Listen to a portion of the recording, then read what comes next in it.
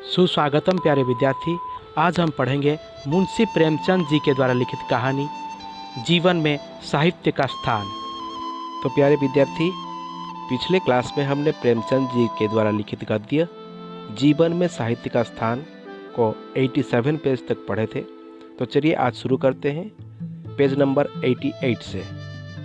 तो प्यारे विद्यार्थी, प्रेमचंद जी यहाँ लिखते हैं, मनुष्य स्वभाव से देवतुल्य है, अर्थात मनुष्य को देवता के समान माना जाता है या फिर पूजा भी जाता है। जमाने के छल प्रपंच या और परिस्थितियों के वशीभूत होकर वो अपना देवत्व खो बैठता है। अर्थात मनुष्य छल प्रपंच में पड़कर या उसके वशीभूत होकर अपने जमीर को जो है खो बैठता है। मनुष्य अपनी मनुष्यता को खो बैठता है और वो देवत्व को भी खो बैठता है। तो साहित्य इसी देवत्व को अपने स्थान पर प्रतिष्ठित करने की चेष्टा करता है।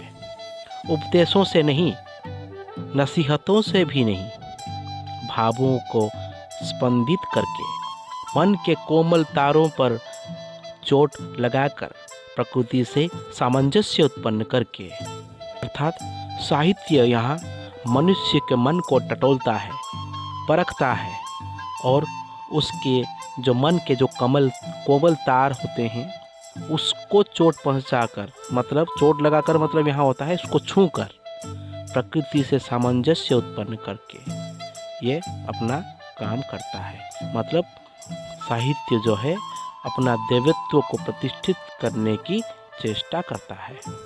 और हमारी ये जो मनुष्य सभ्यता है, हमारी ये मनुष्य सभ्यता जो है वो साहित्य पर ही आधारित है। हम जो कुछ हैं, हम आजकल जो कुछ भी हैं वो साहित्य के ही बनाए हैं, मतलब साहित्य से ही प्रेरित हैं। विश्व की आत्मा के अंतर्गत भी राष्ट्र या देश की एक आत्मा होती है।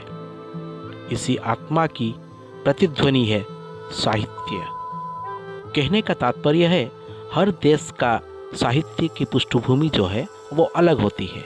उसी हिसाब से राष्ट्र या हमारे देश की एक आत्मा होती है। इसी आत्मा की प्रतिध्वनि है हमारा साहित्य। मतलब हमारा देश का साहित्य हमारे देश के हिसाब से ही है। वही साहित्य जो हमारी देश की सभ्यता को एक नई दिशा प्रदान करता है।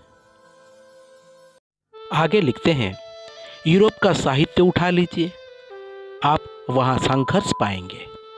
कहीं खूनी कांडों का प्रदर्शन है, कहीं जासूसी कमाल का। जैसे सारी संस्कृति उन्मत्त होकर मरु में जल खोज रही है। उस साहित्य का परिणाम यही है कि वैयक्तिक स्वार्थपरायणता दिन दिन बढ़ती जाती है। अर्थ ललुपता की कहीं सीमा नहीं। यहाँ का मतलब यूरोप का साहित्य ही ऐसा है, यहाँ की जीवनचर्या ही ऐसी है। नित्य दंगे, नित्य लड़ाइयाँ, प्रत्येक वस्तु स्वार्थ के कोटि पर तोली जा रही है।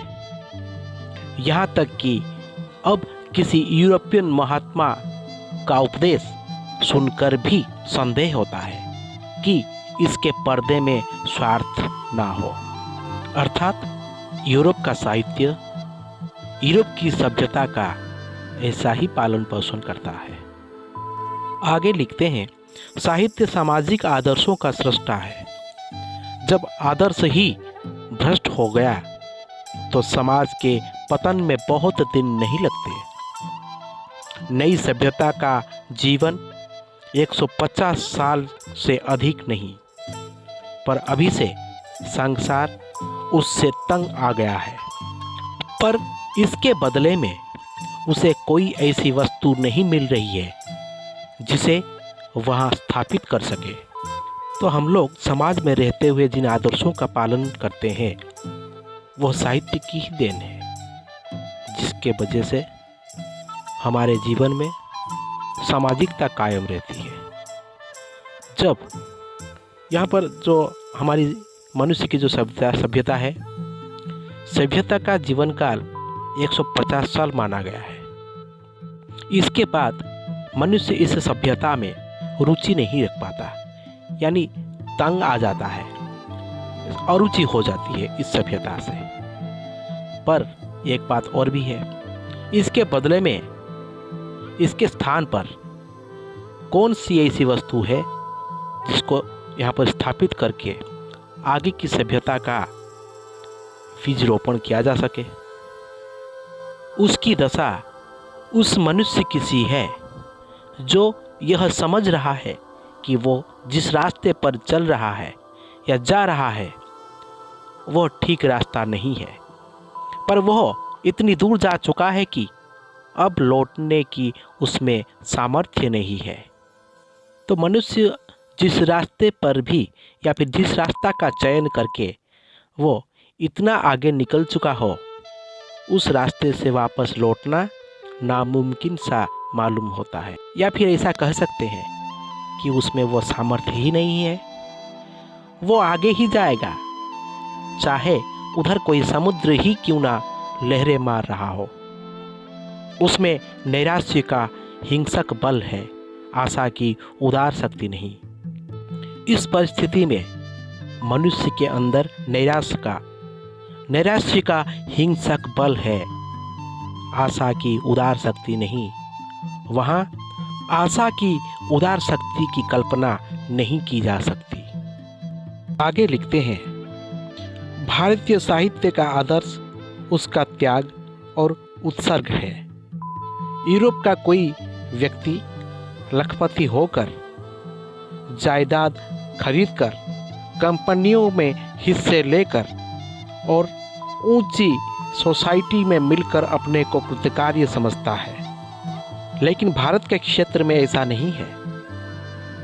भारत अपने को उस समय कृतकार्य समझता है जब वह इस माया बंधन से मुक्त हो जाता है, जब उसमें भोग और अधिकार का मोह नहीं रहता।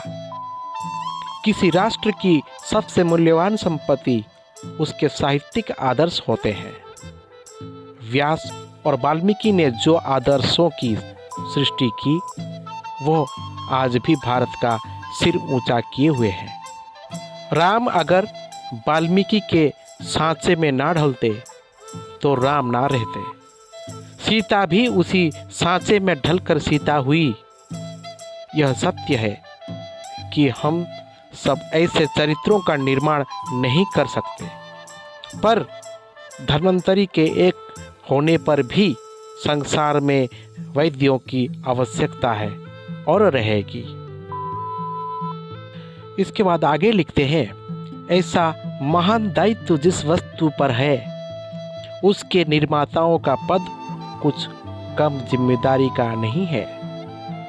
कलम हाथ में लेते ही हमारे सिर पर बड़ी भारी जिम्मेदारी आती है। साधारणतः युवावस्था में हमारी निगाह पहले विध्वंस करने की ओर उठ जाती है।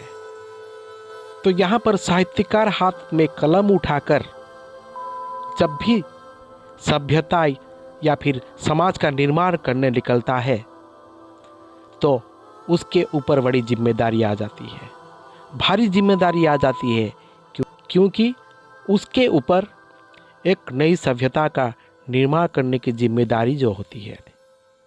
साहित्य की युवावस्था विध्वंसकारी होती है।